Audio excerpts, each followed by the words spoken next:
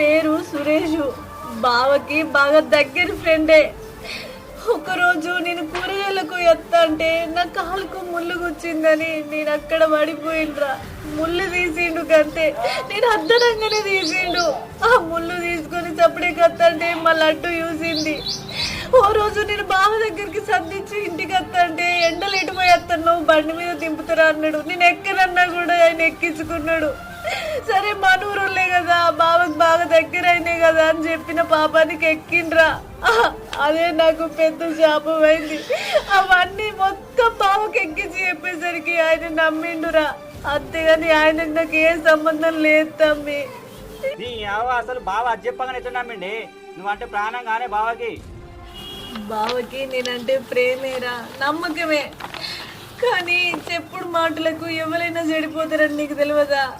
ఆయనకు అన్ని ఎక్కించి చెప్పేసరికి